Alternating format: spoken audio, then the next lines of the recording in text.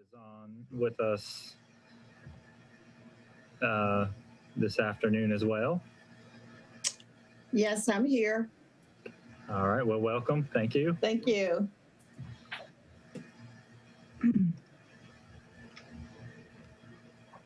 Curtis, I believe I've emailed you the... Yeah, I believe I need to read off the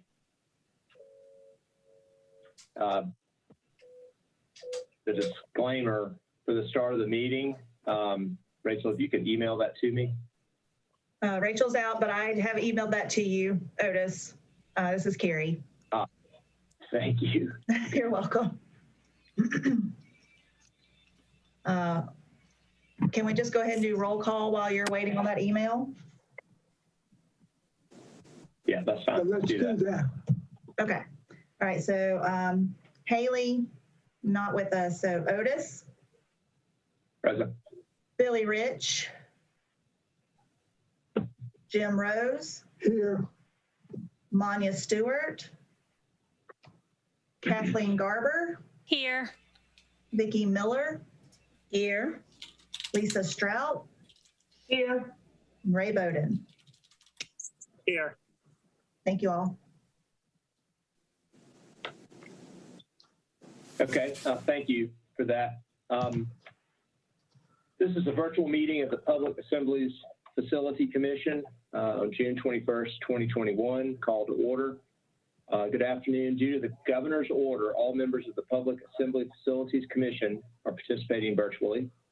For virtual meetings, commission members will be muted until asked to be heard. At that time, they will be recognized and will be unmuted. When there's a vote, it will be necessary to take a roll call vote. Commission member will be recognized and will raise their hand and state their vote. Today's meeting is a public meeting. Citizens can listen to the meeting if they contacted the city's manager's office to make the necessary arrangements. The meeting will also be live streamed on the city's YouTube channel. A recording of today's meeting will be available by Friday, June 25th, June 25th, 2021 on the city's website. Okay. Thank you for sending that over. Okay, so I think the one thing that I didn't keep open was the agenda, which I'll reopen, which I have. And we'll get started down that.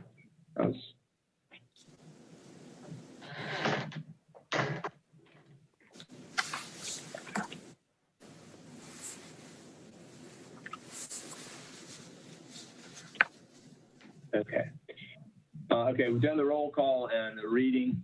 So the next item on the agenda is a request to review for comments on the minutes from the May 17th meeting. Are there any comments regarding the minutes that were presented?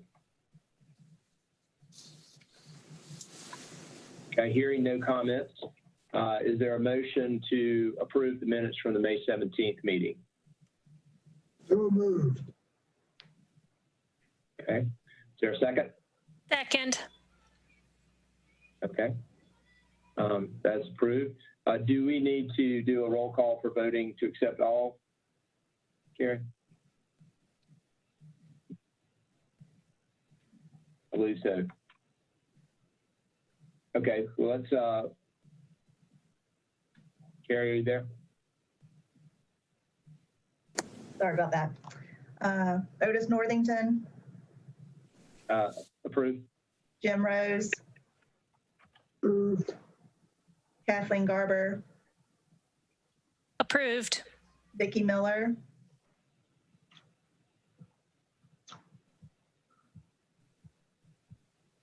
Vicki, are you here? I think you're muted, dear.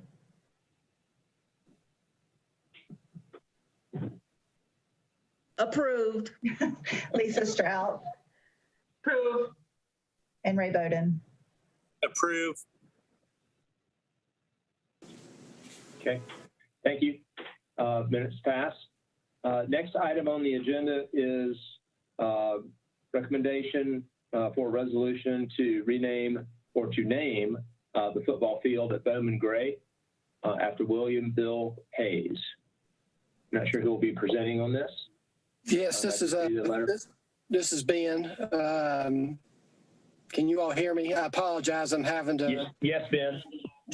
join from my car. I'm at the medical center. They're onboarding new residents, I think, and we have a city table. So I apologize, but I'd like to recognize Councilmember Annette Scipio, Councilmember of the East Ward. She submitted a request to name the football field at Bowman Gray Stadium after Coach Hayes, and so I'd like to recognize Councilmember Scipio, who will present this item.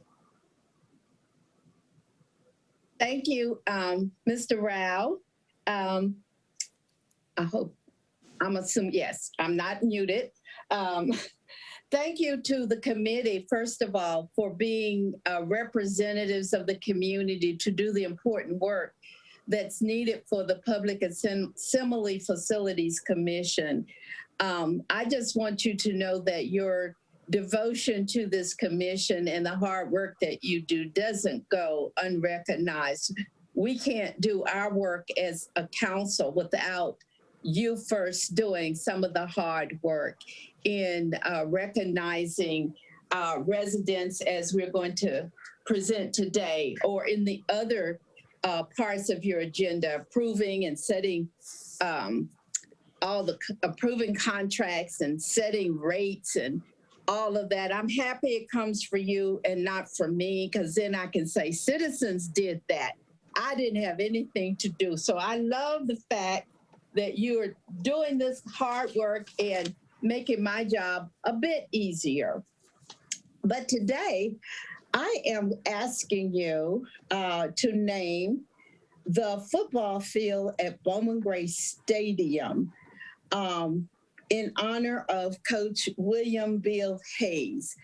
As you know, the football field is leased to Winston-Salem State University for their football games and has been for many, many years. Coach Hayes actually was a coach there for years and played at Bowman Gray with his teams. But Coach Hayes has done a tremendous amount of service. He is a living legend to many of us who know him and across the state and the nation. He is a resident of Winston-Salem who just doesn't live here, but his passions are well known throughout the nation. He is one of the winningest coaches in the CIAA and the MEAC football associations.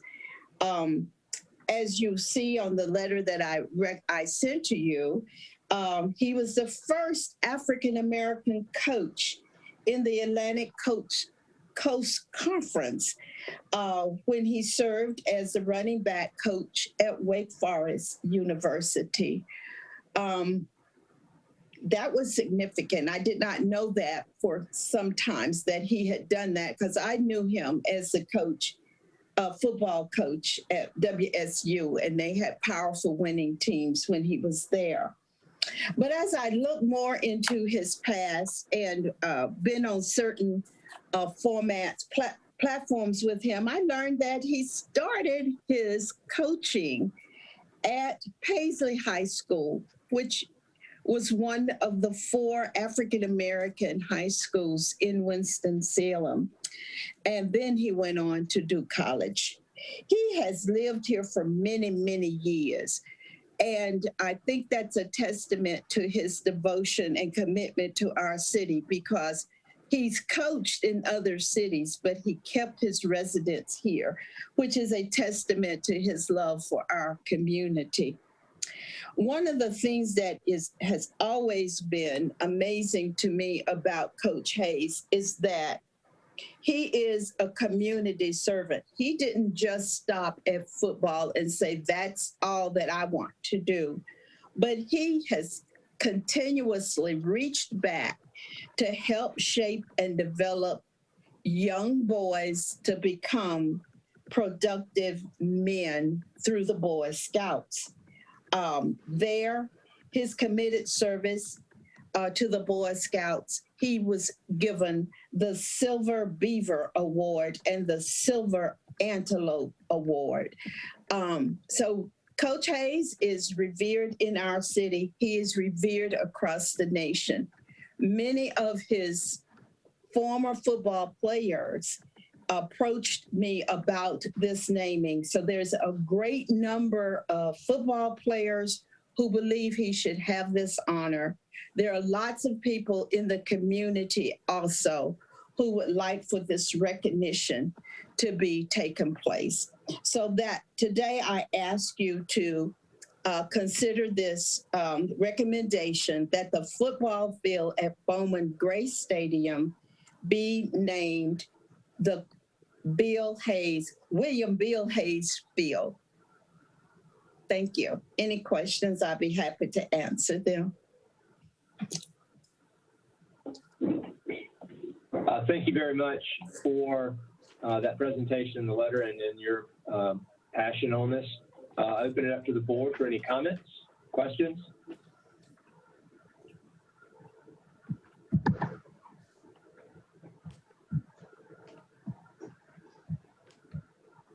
Okay, hearing none. How old is Mr. Hayes now? Oh, he's in his late 70s.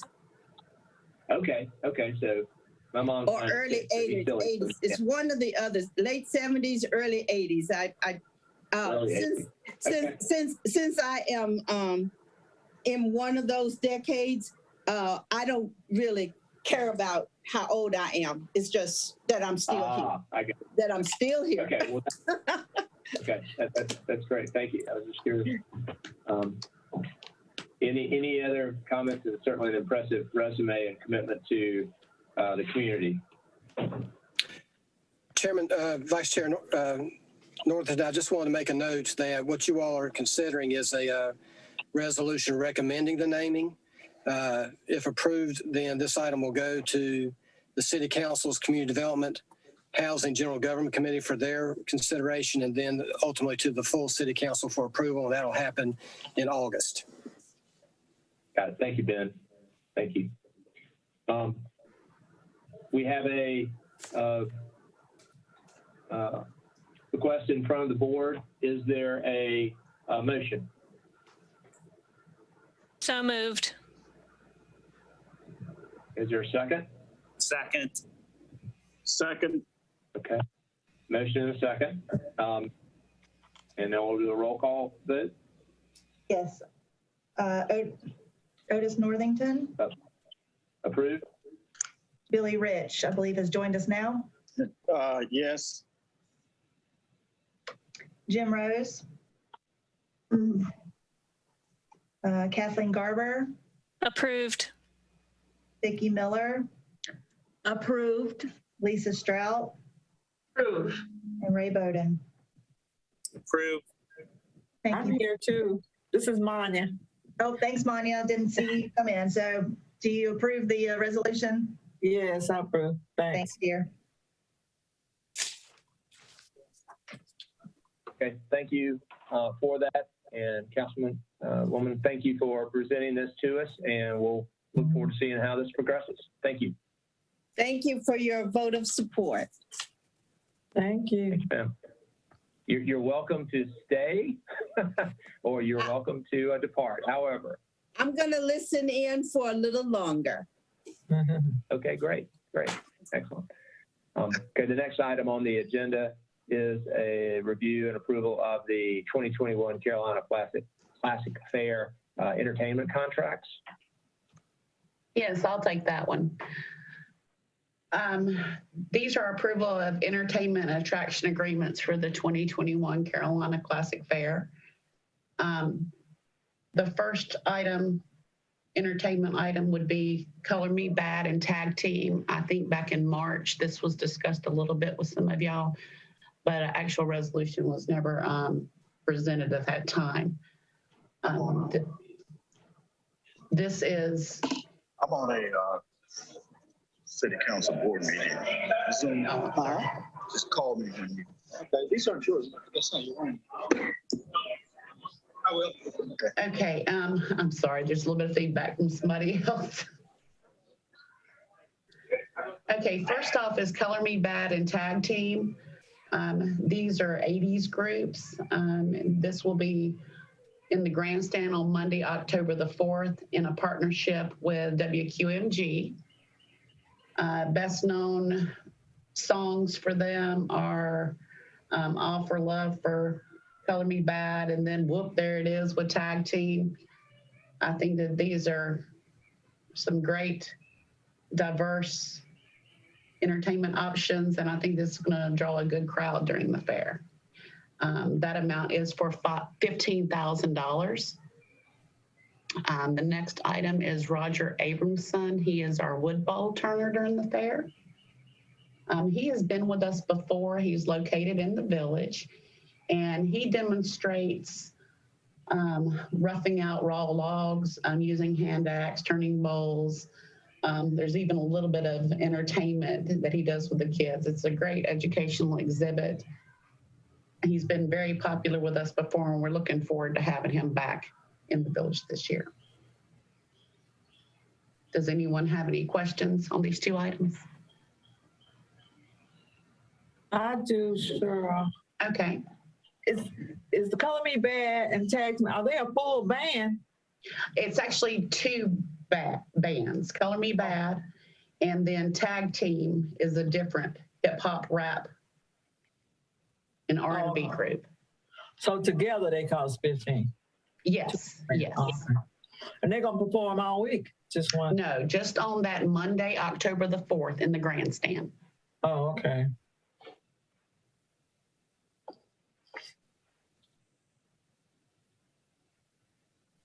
Anyone else?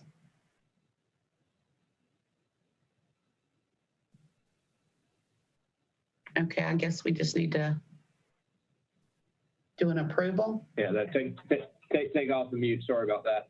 With Sorry. no other questions. Sorry, back and forth with my cell phone. We have a resolution to approve this entertainment contract for the 2021 fair. Is there a motion? Motion to approve. Is there a second? Second. Okay, we have a motion and a second. If we could do the roll vote, please. Phyllis Northington, Approved? Billy Rich, Jim Rose, Approved. Manya Stewart, Approved. Kathleen Garber, Approved. Vicki Miller, Approved. Lisa Strout, Approved. Ray Bowden. Approve. Thank you. Okay, great. Thank you. The next item on the agenda is a resolution to allow the sale of beer at the Carolina Classic Fair. Who's presenting this item? Thank you. Chair, can you all hear me? Yes. Yes. Yeah, thank you, Chair, Vice Chair Northington. I will take that. And again, welcome to Councilmember Scipio for joining us today. So this is a resolution approving the sale of beer at the 2021 Carolina Classic Fair. So ultimately what we're looking for here is just the approval for the piece of selling the beer with some details on how we control it and understanding that the details of who we partner with and what beer we serve is still to be determined based on this recommendation and resolution. So the Fair Planning Committee did approve it last week and passed it along to you all. And you all will have kind of that final say on the direction we go from here. And Carrie, if you could pull up the proposal, I'll go through that for you all, kind of what we've outlined.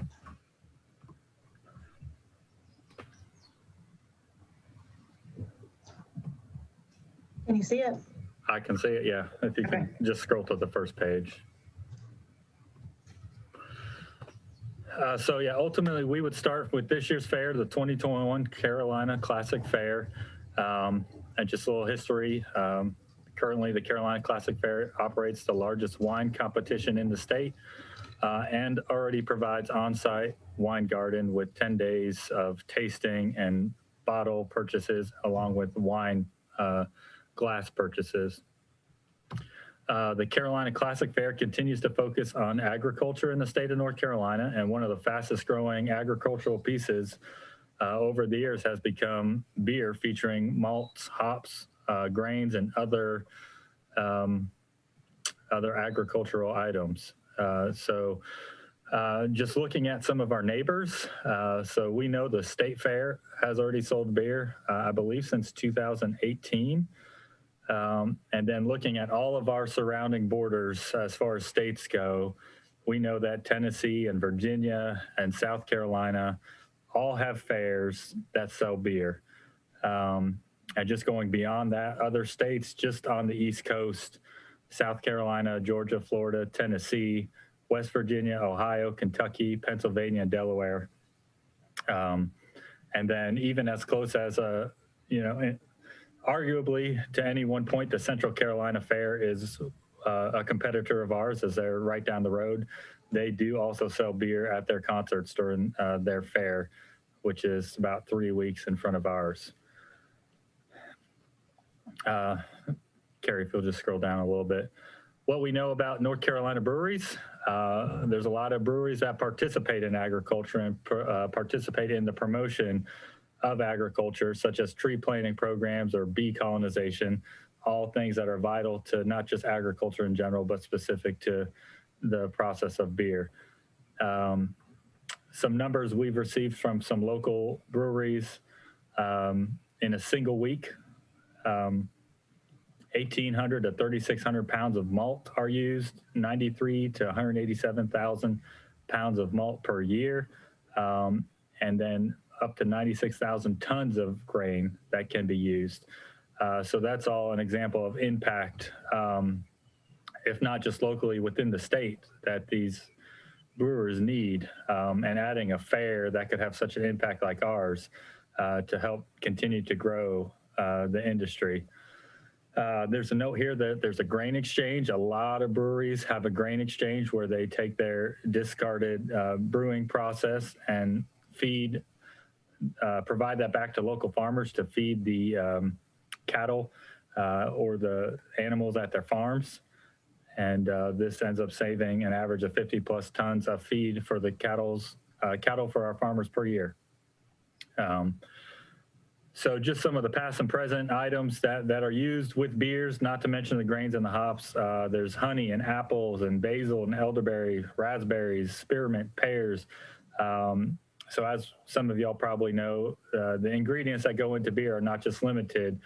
Nowadays, the craft brews have so many different flavors to them that we'd be pulling other items from the industry into the beer. So I'll just kind of go over the proposed scope of how we plan to manage the beer on the sites of the fair. And just keeping a note that as a fairgrounds and as a public facility, we already sell and manage beer sales at all of our Bowman Gray Stadium races, and then at 90 events, up to 90 events a year at the fairgrounds. So while the fair is not one of those events, we do have experience and a history for as long as you can go back that we've sold beer at our events at the fairground. So it's not anything new from a event and selling standpoint. We already do it. We already know how to do it. We have contractors that have done it for years. So we're proposing at this, starting with this 2021 fair, 2 secure beer garden locations. Both would be where you have to have the beer in that area. You cannot take it out. You cannot walk around. You're in there, and once you're in there, you've got to drink it before you leave. We would work with the North Carolina state alcohol officers to staff the entry and the exit points. And then we would work with our crowd control managers to supplement security. So that way we're not interfering with the existing WSPD piece that's on site. They're all, WSPD is focused on the fans and the crowd and the entrances.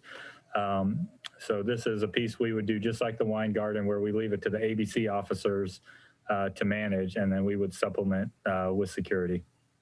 So starting with number one, branded beer garden west. So this would be a beer garden. We're reaching out to beer vendors and sponsors to kind of take an ownership of. It'd be a 40 by 60 sheltered area near the west entrance. So a key location that keeps you away from any specific kiddie points. There's not going to be any rides around there. It's over near like the chicken barn area, and it's right near an entry exit point. So if there happened to be any unruly behavior, you could escort them out right there and not anywhere near a kind of a main gate piece. We would propose 4 to 6 keg tap points of sale. We'd look for the vendor to provide the patio furniture, the picnic benches, the large screen TVs, and kind of make it an area that's comfortable for someone who is in there to enjoy. So as many of you know, the fair is a prime time for sporting events that when you're at the fair, you don't get to watch them unless you're on your mobile phone walking around with your kids.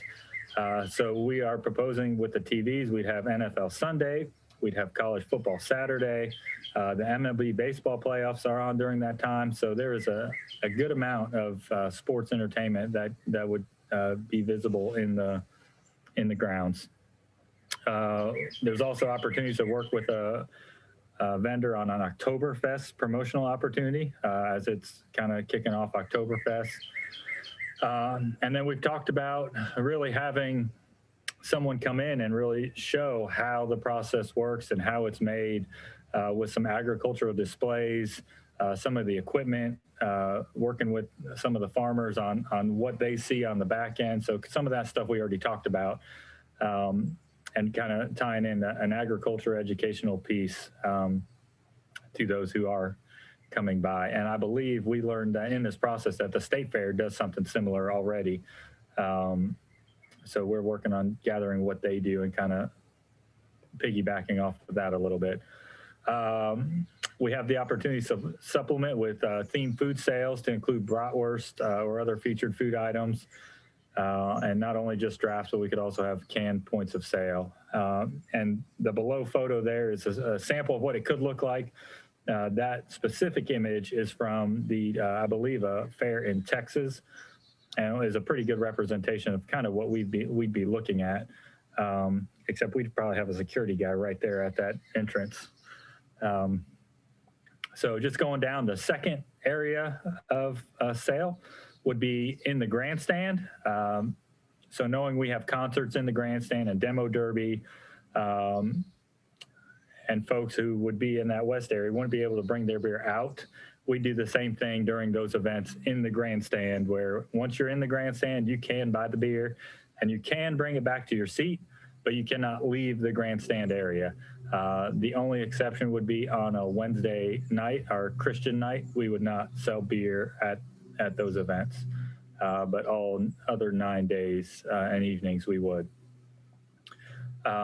So just some other notes on both of those. We would purchase from our fairgrounds contractor at an agreed price. We would sell the beer and pour the beer through our fairgrounds contractor, which provides that at this current time. And then we would also supplement with water, Pepsi, and food products. And then we would provide and pay for all the security at those locations. So this is an overview of the map of where we would place those. So the grandstand, I think we all know where that is, and kind of it's already enclosed and it already captures itself. So that gate takes care of itself. And then to the left of your screen, you see the red box. That would be the proposed area for the West Beer Garden. And just below that is kind of the entry exit point that if we needed to use is right there. You can see the main gate is kind of up around the corner. And really the closest other event that's nearby is the pig races, which are kind of catty corner there. And I believe Cheryl may correct me if I'm wrong. I think kind of in that area next door, we're going to have, we having bears this year, Cheryl? Is that right?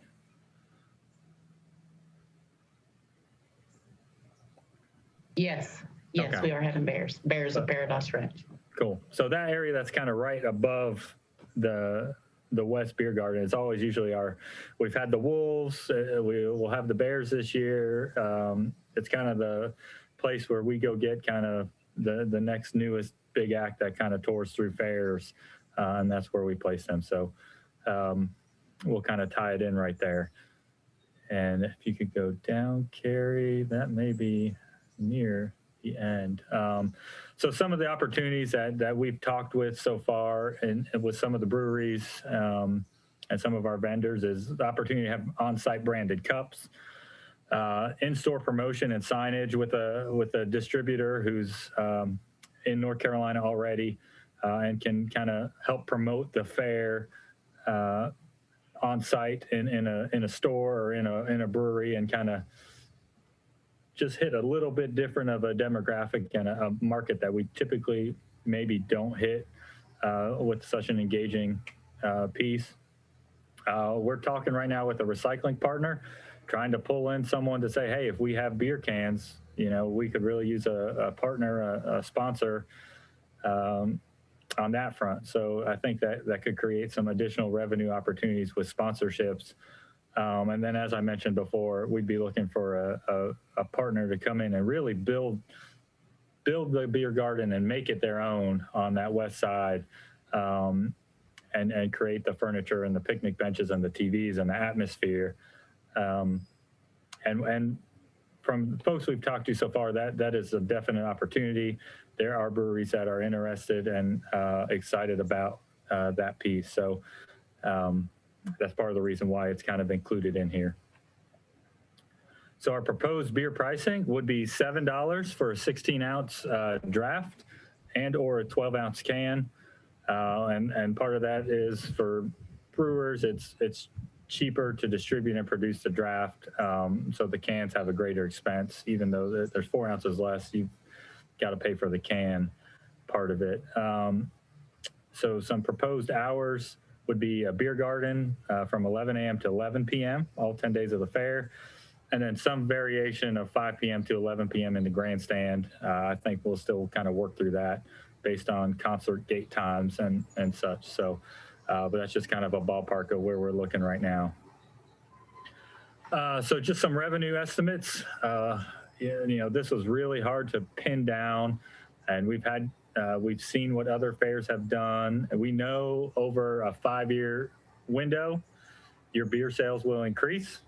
The first year in some places is really slow, but it always sees an increase once folks understand it's there and there's promotion behind it, and some of those pieces. So assuming we still average 300,000 folks based on our 10-year average, and only 13% of those folks bought one beer, which would be about 40,000 folks. And you can see on the proposal, it's kind of scaled from a 13 to 30% level, because some fairs see a 30% piece. I don't think we'll quite be there in year one. So based on that, we would generate about $280,000 in sales the first year for the Carolina Classic Fair, assuming one out of 340,000 people, which is 13% of 300,000 folks, bought one beer. So going down farther, it kind of breaks down the expenses involved in the kegs and the product cost. So based on that, still going off that 13%, our total profit would result in $186,000 in profit added to the fair, and fairgrounds statements at year end. And just one note that doesn't necessarily include the security we talked about and the estimate. So that would be an additional cost to that, but we did break that out to roughly about $20,000 based on where we're going to put it and the hours that it's involved. We would expect to see about $20,000 in additional staffing expenses. So next slide or next page, Carrie, if there is one. And there's our beautiful logos, folks. And that's all I got. I'll take any questions and answer the best I can. Okay, thanks. Thanks a lot for the presentation on this. And I think that certainly is reasonable. I'll make one comment and then open it up for the rest of the commission. And I'm sure you checked with other fairs as far as their operating hours. Staying open until 11 o'clock seems late. Selling a beer at 10:55. That's just a thought. I know you're still working through the Yeah, final so details on yeah, how that's to a get set up. good point, Otis. And for clarity, so while it may stay open until 11, we would not sell beers until 11. Okay. So we would treat it much like our concerts and other events where X amount of time, 10:15 or whatever time before closing, we would shut it down, and then you could still stay in there, but we would not sell beers, but we would sell other the food and beverages that are associated. Okay, great. That makes perfect sense. Thanks. Clarity. Other comments, questions, Commission?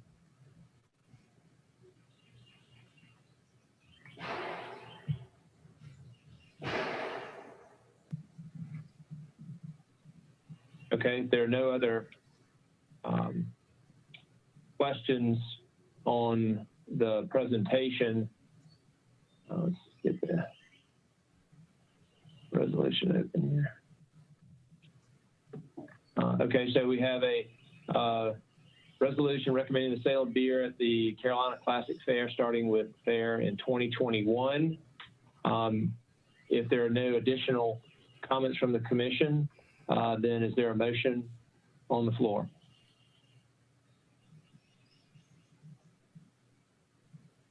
So moved.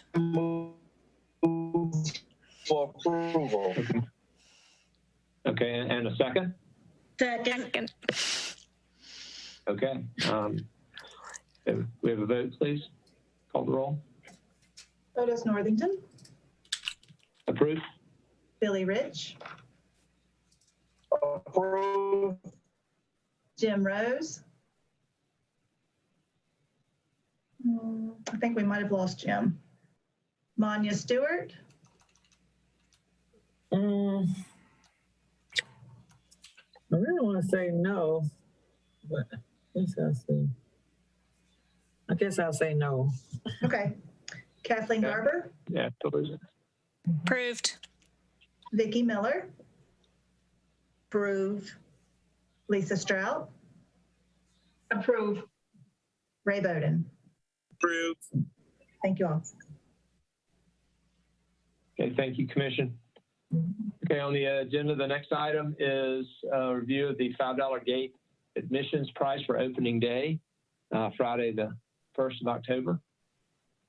Yes, I'll take that one. Great, thanks. Yes, this promotion, we've been trying to, we're billing this as a welcome back promotion. It's request approval of a proposed $5 across the board general gate admission for the opening day, Friday, October the 1st. This effort also recognizes that the first Friday or opening day of each fair over the last 6 years represents the lowest average over all 10 days. There is a breakdown there in the bottom of this form that shows there is a pretty good difference on that Friday. I'm not sure why. It may be, football games, just the time of year. But that opening Friday has generally been a lower attended day.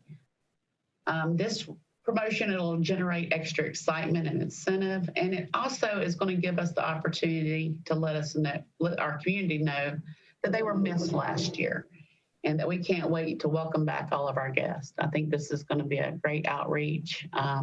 I think Robert's actually in talks with Wake also to possibly get the parking rate down to that price also. And I think it's a really good welcome back promotion, especially since we missed the entire fair last year. Do you want to have any questions?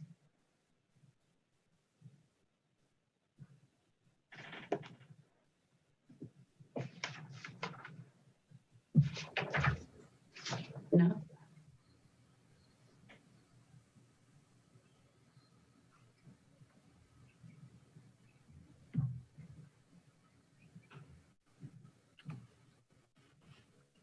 Did y'all hear me?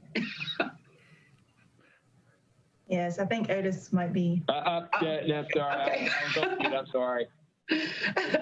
Are there any additional questions or comments from the commission? Okay, hearing none, move forward.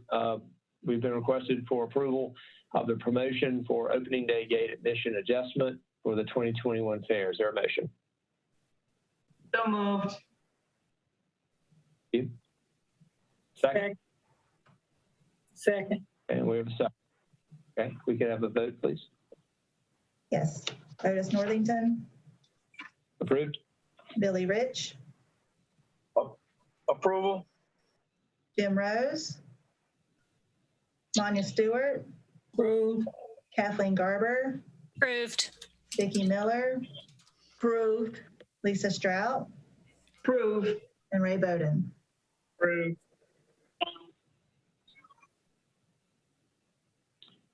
Okay, thank you very much. Moving to the next item, which is a resolution to approve adjustments to the rental rates and fees at the fair, Bowman Gray, and at Union Station. Who will be taking this one for the staff? Thank you, Councilman. Vice Chair Northington. I will take that one. Okay. If let's see, Carrie can pull it up. So, so ultimately, I think the last time we raised rates was in 2019, and at that time we had done a lot of done some research on competitive venues, similar size and atmosphere, which included the convention center. So with that being said, with the continued increase that we're seeing in wages within the city and within our contracted vendors, there are some personnel rates that we actually lose money on. So part of this effort is to raise some of those up, but also being conscious that a client's not going to want to come in and pay $25 an hour for an event attendant who's there to keep the bathrooms and trash and your facility clean. So part of that is kind of why we're looking to raise the rent of the facility a little bit. And if you can see, so the red number is the old number and the new number is proposed in black. So the $2,500 for the annex would go to $2,750. And that would, of course, help offset some of those expenses along with some of the utility increases we've seen over the years, just to keep track with kind of the revenue to expense ratio.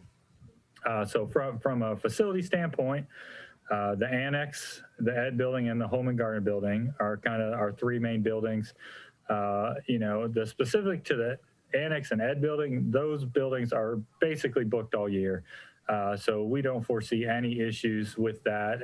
And part of what we'll do is keep grandfathering in those who are already regular clients, and then any new clients that come aboard will pay the new rate. So that's what that'll look like. The Bolton building, we're raising a little bit as well. And then I believe that may be all for building space.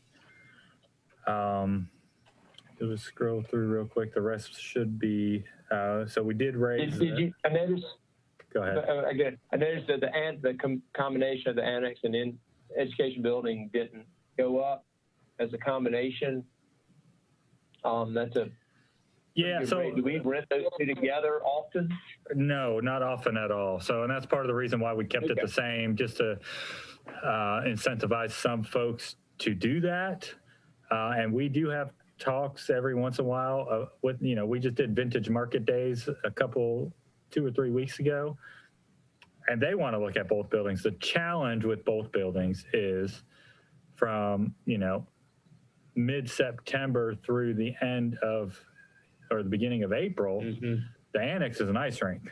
So, not only is it that $4,000, but then you've got to come down and pay the labor to cover it up and take out the glass.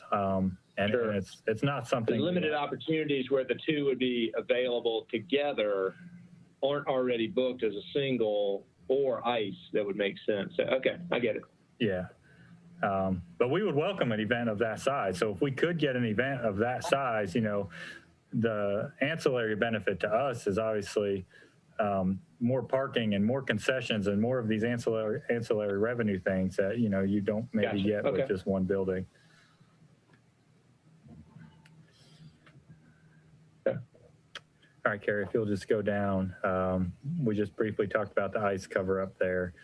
And we'll stop right here. So on other facilities, the city approached us, well, we are the city, but city manager's office approached us about also managing Union Station, which is a facility that the city renovated a couple years ago and has been getting some inquiries on renting that facility. And we really don't have, there's not necessarily a department that manages that piece there. So they reached out to us and we toured the facility a couple weeks ago, and we feel like we can add it to our facility list here, just like Bowman Gray and Union Station. We can do these things. I mean, we looked at it. We know what we need to do. We do it every day, every week. So it should not be too much of an added burden to our management staff. And we'll just continue to work with our contracted entities to secure the facility and operate it as needed. So that is a completely new piece altogether. And after seeing the space, it's a very nice space. We liken it, to the renovated Benton. So we wanted to kind of be competitive in that range for the space size. And so we feel comfortable as a staff with that recommendation at $2,500 per day. And just to add to Robert's note there, anybody who's had an opportunity to tour the building, there are 3 levels. What we're looking at mainly is what's called the 3rd level, which is the street level, with Martin Luther King Boulevard. There's just an absolutely beautiful open space in there where people used to come to take the train. And as Robert mentioned, we've got a lot of inquiries about folks wanting to hold events. There's also space where eventually we hope to have a restaurant locate there, but that space is also available. So it's really focused on that 3rd level, that street level space at this point.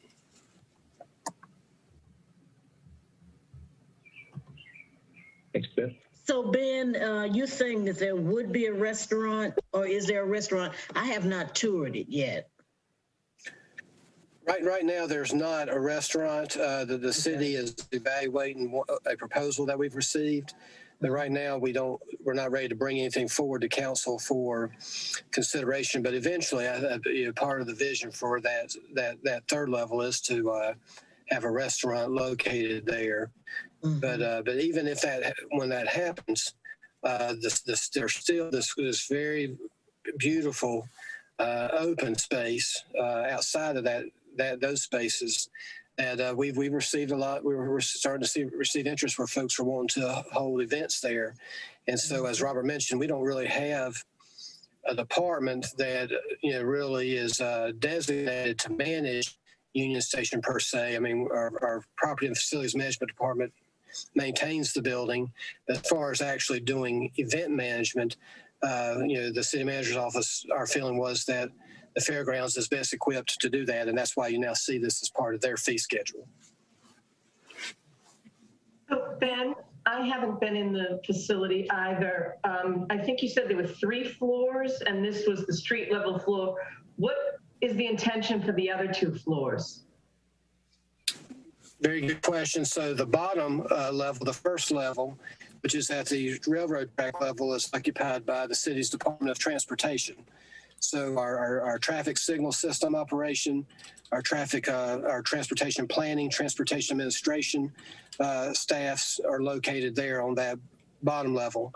The 2nd level, the city council has approved a lease with Winston-Salem State University to renovate that space for them to relocate some academic operations in there. That has not happened yet, but right now, we have a lease with them for them to utilize that space. So the third level, the street level space, again, we're looking to hopefully locate a restaurant in there, but it still there's a lot of opportunity to utilize that space for events. How large is the space? Like, what is kind of the general capacity? And as far as, are there specific types of events that you've been approached by folks to have there? And are there like catering? Is there a catering kitchen? What sort of facilities are on site? Yeah, I can just answer some of Robert? Yeah. So it's about, so I don't have the exact dimensions. I'm waiting for a final floor plan, but it's ultimately the size of 2 of our home and garden buildings, for lack of a better term. If you can eyeball our home and garden building, which is, I think, about 4,500 square feet. So there's kind of one side that is about that size, and then there's a space in the middle that divides it, and then there's another side, which I believe is part of where they're talking about the restaurant would go. But as of right now, there's 2 large spaces, newly renovated, and there's no kitchen in there. There's no cooking equipment, so everything would have to be outside catered.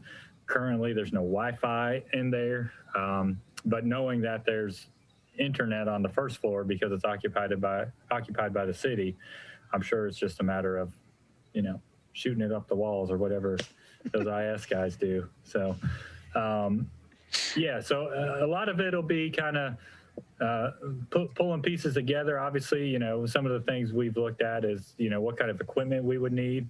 I don't think we want to bring over the fairgrounds tables and that kind of space. We might need to look at working with the convention center on some of their tables, or just renting some new ones, purchasing some new ones for it. So, I think it's more of kind of like a mingling space. It's not an event where you're going to have a trade show or a concert. It's going to be, a Chamber of Commerce event or some kind of speaker to a small group style event.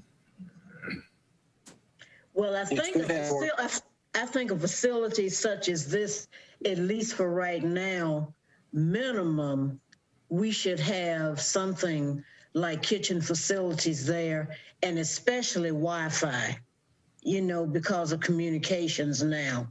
I think we need to utilize it in the best way possible. Yeah. It's a lot to look at, but I think that over time we need to do that.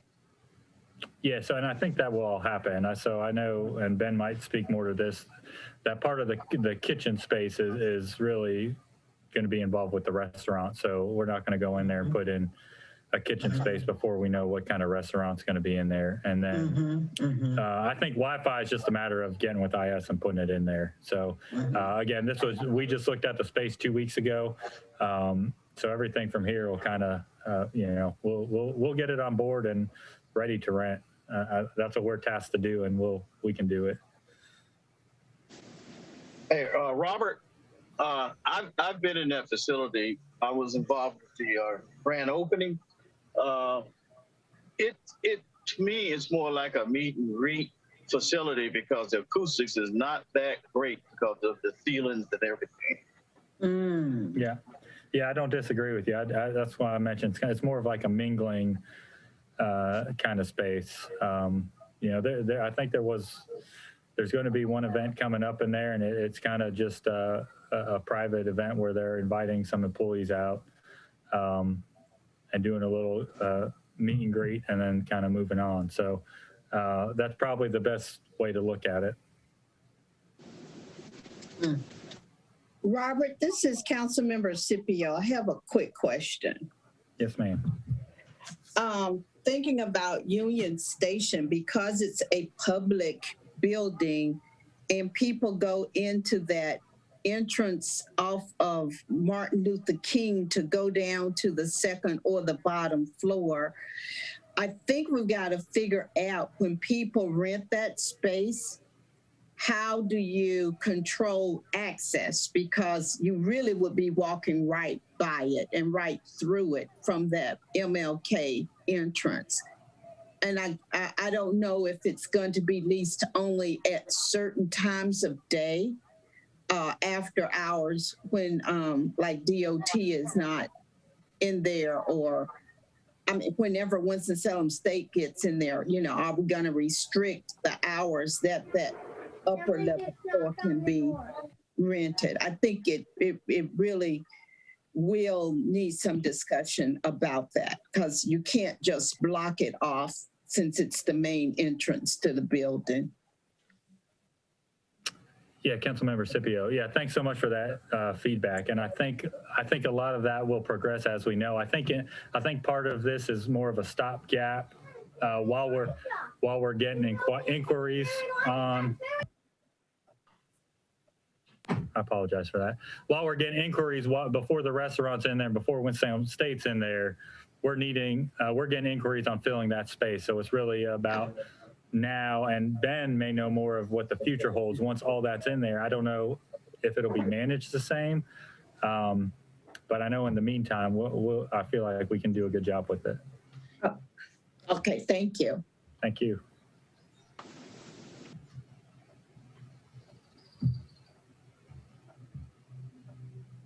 Hey, Robert, any other comments or things you want to lift up in the list of? Yeah, so I mean, really, the only real pieces stand out. I know we already talked about it. It's just the personnel cost, and a lot of that is just to catch up. You know, right now, some of these we're charging clients $16 and $18 an hour, and I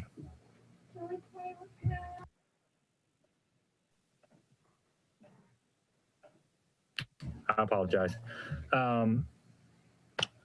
You know, so when we do our third-party staffing, we're staffed through Winston Personnel and or ShowPro, and there's a 30% fee on top of those folks. So we're charging the client $18, but we're getting billed $19.50. So it's not an economical way to operate a business. So some of this is really just to catch up. You know, instead of 6 years ago when we had a $4 or $5 take back for administrative costs, you know, now we're going to be at 50 cents, which is not ideal, but it's kind of where we got to be at in today's evolving wage structure. So but that's really it. That's all I've got for right now. The only question, you have forklift operator and scissor lift with operator, and it's $125. It says per 4 hours. And the other one's $125 per 4 hours. That's on page 3. That seems pretty cheap for a forklift. Does that mean it's $125 for each of the hours and 4 hours is your minimum? No. So it's actually our forklift, and it's typically already one of our staffed drivers. So we're not renting it out. We're not bringing it in. It's equipment we own. So okay. That's just our published rate. And to that point, we probably 4 hours they get use of one of our staff and our forklift. Yeah. And our forklift. That's correct. All right. Cool. Okay. That seems pretty reasonable. Yeah, it's very reasonable, because if you go outside and rent it, you're going to pay $400 $400 to $600 a day. That seems like one where we might, you know, think about a few dollars, but either way, I'll let you guys make that call. Thank you. Good feedback. Any other comments or any comments from the commission?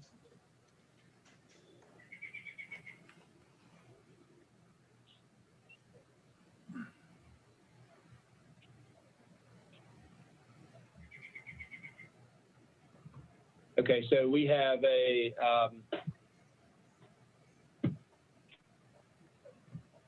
I guess, is there any discretion that we can give to you that if, you know, rates change, that you can move these up or down, you know, 10% or 15% to be able to not have to come back to us because we need a few dollar change? But yeah, I think we just come back every year. You know, I think so. When, you know, one other point to that point, I know Carrie already closed it, but there is a piece on there with ice skating admission that I should bring up. And some of that is we're looking to really capitalize on the holiday hours where we hit capacities from that early December to February, where we're at capacity. Is really just raising that rate. As you can see right there, the public session from December 1st to February 28th, instead of an admission of $10 with $3 skates, it's just a flat $12. And that is competitive with any other ice rink around here. Greensboro charges $15, I believe, and then some of those other rinks in Charlotte do as well. So we're still competitive, and we're still able to serve the community at a pretty decent price for a time shift of a few hours for $12. So, but again, that also reflects, you know, we're paying these skate guards and these Zamboni drivers more by the hour, and really haven't increased our admission rates in years on ice skating. So that's another note. I apologize, I missed that. Commission, any other comments? Okay, we have a resolution to approve the adjustments in rental rates and fees for the Fairgrounds, Bowman Gray, and Union Station. Is there a motion? So moved. Is there a second? Second. If we could take a vote, please. Otis Northington, Approved. Billy Rich, Approved. Jim Rose, Manya Stewart, Approved. Kathleen Garber, Approved. Vicki Miller, Approved. Lisa Strout, Approved. Ray Bowden. Approved. Okay, thank you. Next item is a presentation by the city's Office of Diversity, Equity, and Inclusion. Vice Chair, I'd like to recognize Alicia Hint, who is the director of the city Office of Diversity, Equity. I think we're having a hard time hearing on that one. I think. Can you say that again? I think it was introducing me. Mm-hmm. Yeah. Okay. Good afternoon. I think I lost my connection. Good afternoon to the commission. Thank you for giving me a couple of minutes to share with you some information about the new Office of Diversity, Equity, and Inclusion, and I also want to greet Councilmember Scipio. Carrie, do I have the option to share my screen? Yes, let me stop sharing. Bear with me one moment. And while I'm pulling this up,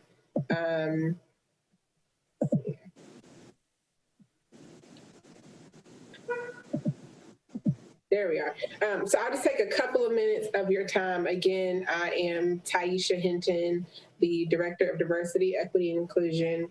And I just have a couple of slides to share with you some background about our office, who we are, what we mean by diversity, equity, and inclusion, and then some information on how our office can partner with the commission and with Robert and Cheryl and their team to promote DEI efforts.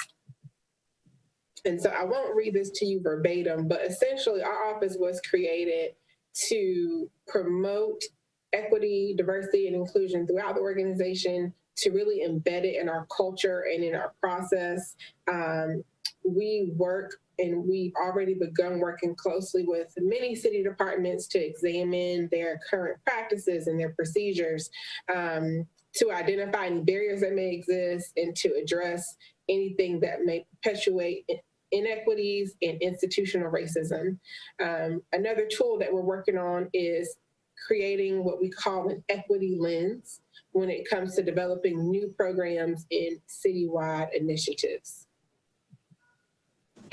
So a little background, back in December, which seems like a long time ago, but it actually isn't, we began our coordinated approach to say, hey, we looked at peer cities and we realized that most of our peer cities already had allocated staff working on diversity, equity, and inclusion within the organization. So that conversation began around December of 2020. In January of 21, we became members of what's called GARE. It's the Government Alliance on Race and Equity. And it's a network of organizations across the country made up of DEI professionals that share tools and resources and initiatives to help build programs. In March of 21 is when this office was formally established. And since March, we've been very busy. We conducted our very first senior level management DEI training. So it was the first time that we had all department heads in a room having conversations about race, around equity, around exclusion. And it was really great.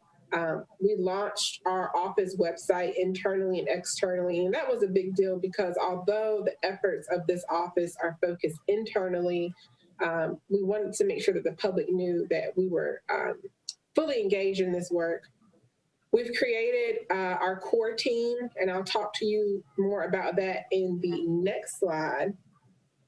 We posted our positions, which I'm very excited about because I need some help to do all of this foundation laying and legacy work. And hopefully we'll wrap up interviews next week. And then we've been involved in the American Rescue Plan Act and having conversations with that team about ensuring that our resources from those federal dollars are allocated with the equity lens and that we're really being intentional about our process. The department has also, like I said earlier, began meeting with individual city departments. We're hosting a conversation series about race and oppression for city staff in the coming months. We've been providing technical assistance in developing training tools. And by we, we're just a team of one right now, but we've had a lot of support from other departments and the city manager's office. So here are some of our initiatives that we're currently working on, and when we're fully staffed, we'll expand on it a little bit more. So an organizational assessment, we plan on bringing in a consultant to help us assess racial equity and inclusion within the organization. I've had a couple of questions about, well, why are you starting with race? Why is race? There are other areas or groups that are marginalized, which is absolutely true.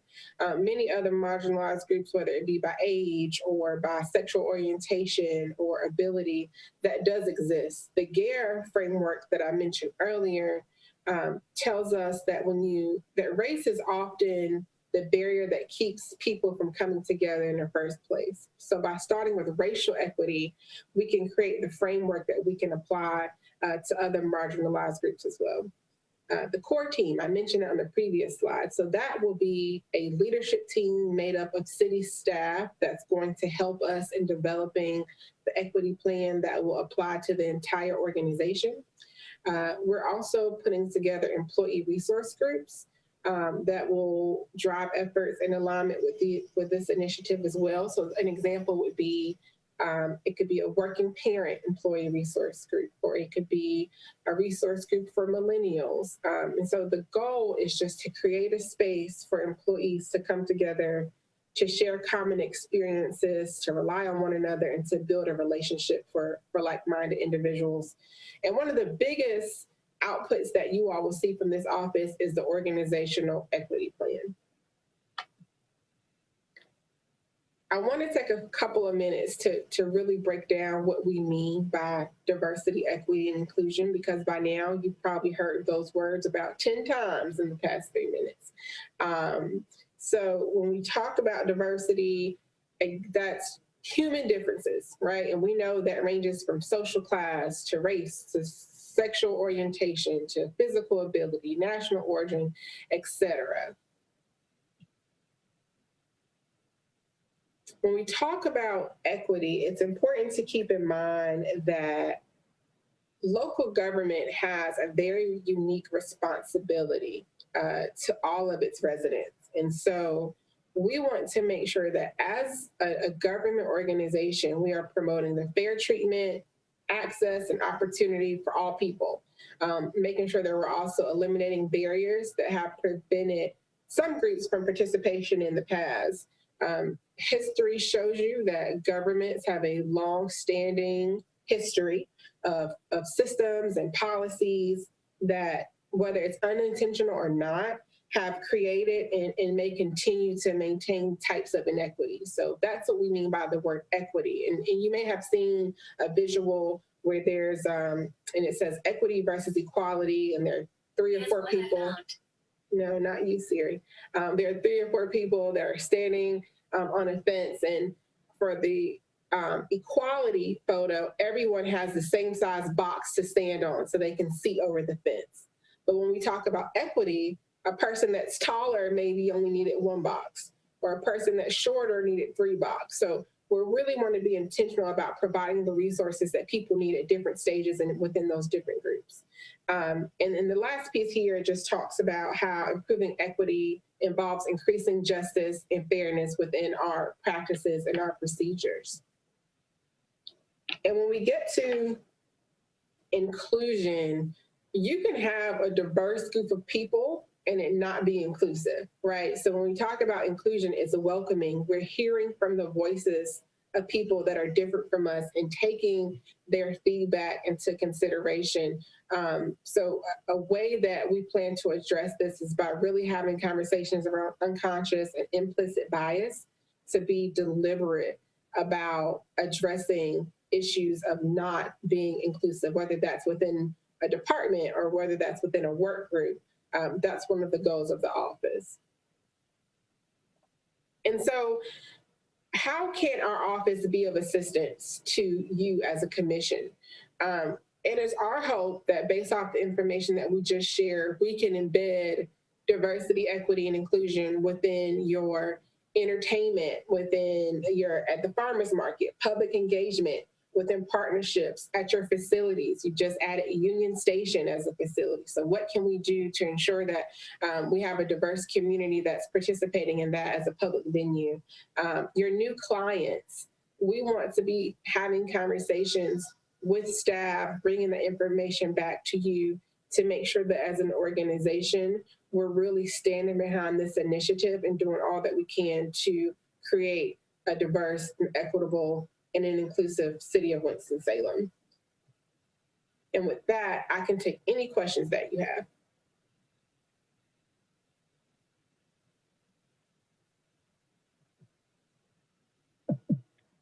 Commissioner, are there any questions from the Senate?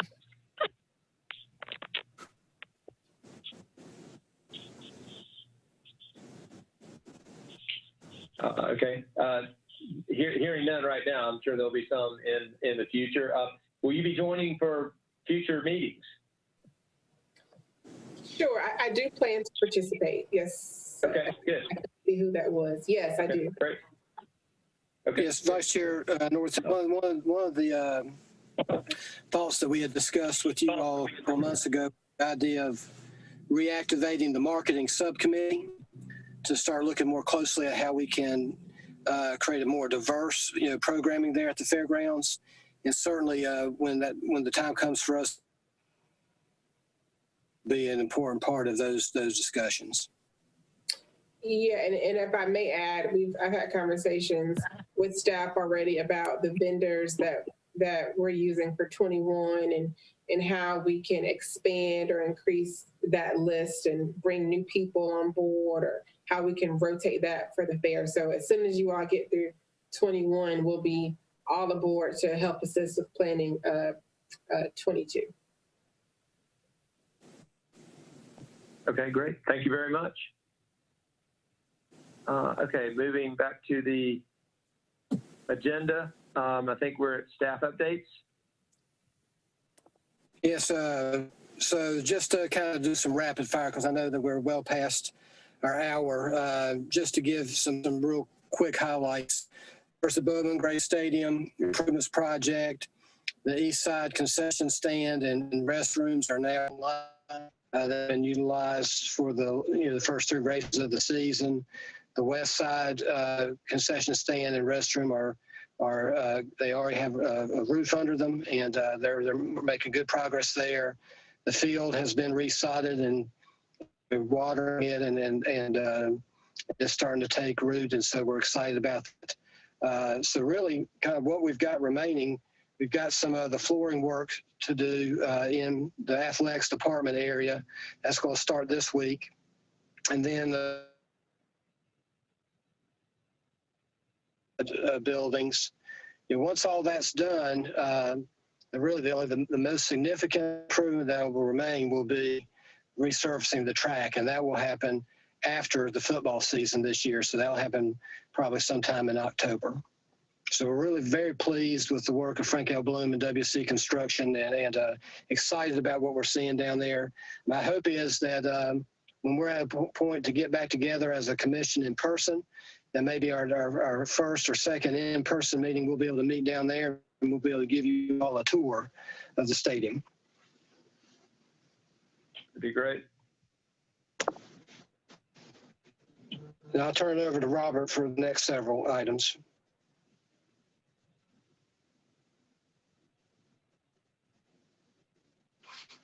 Sorry, I'm muted.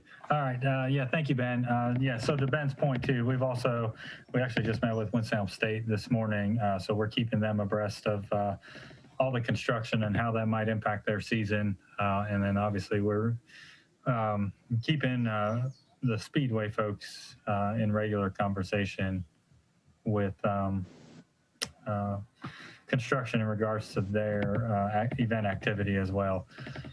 So with that being said, I mean, racing has had 3 completed weeks now, with the first week being a very big crowd, probably one of the bigger ones that we've ever seen out there.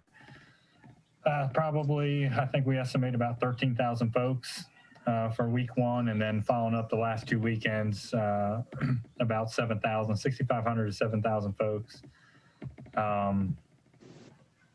underway there. So racing season's gone pretty well with construction going on. I think everyone's communicated appropriately, and there's really been no major road bumps along the way. So we'll knock on some wood and hope that keeps going for another, I think, 7 or 8 more races, and we'll be in good shape. Just jumping to fairgrounds operations. As with the rest of the city, we're all back in the office, regular time, full time today, starting today. So we are full steam ahead at the fairgrounds. We've got a big outdoor concert tomorrow. The Tedeschi Trucks Band is out on the Midway. We'll probably have about 3,000 folks out there. We've got 3 straight nights of laser lights going on Thursday, Friday, Saturday. And then we've got some car racing out there on Sunday. So we've got a full week on the Midway. We've got a Joe Nichols concert in the Annex on Friday night. So the fairgrounds is, we're as busy as we've ever been, and we'll ride that through the end of this month. And then once we hit July, we're kind of slow for the month of July, but then geared back up for August, September, and into kind of our normal fair activity. And then really we're booking out into, April, May, June right now of 2022. So another one of the pluses with Union Station is, when folks call and we're booked up, we have another kind of venue to pull out and offer. So that's, I think that'll be a plus. And I think that's it for me on fairgrounds operation. I'll pass it to Cheryl for just a quick update on the fair. Oh, well, as you can see, we are still planning to have a full-fledged 2021 Carolina Classic Fair, continually working with entertainers, vendors. One thing, we are getting ready to put our competitive exhibits live online starting July 1. This year, that will be all online. We did not print any catalogs this year. We have sent out, or in the process of sending out postcards to let all of our exhibitors know how to enter and any questions or, anything to do with that. But other than that, we're getting the grounds ready, just working hard so we can have a great Carolina Classic Fair, getting ready to show off our new branding. Okay, great. Thank you very much. Anything on the Benton and the Grand Pavilion? Yes, I'll very quickly just wrap up here. The Benton is back to full reopening. We do have signage, still encouraging folks to wear masks and social distancing, but that's no longer a requirement. So we're just excited about having the facility back open. And as far as the Grand Pavilion goes, work has started on the refresh project. It started last week with the demolition work, and so we're very excited about that. We're going to be talking with Visit Winston-Salem staff on developing a new brand for that space, but yet still tied in to the Benton. Our hope is that the project will be done, so that we can really start booking events in October. So it's good to see that the money that the council appropriated and all the planning now, we're actually starting to work on improving that space. And that's all that we have. Okay, great. Thank you very much. Staff and guests and commission, thank you for your time, and we are adjourned. Thank you. Oh. Thank you. Thank you.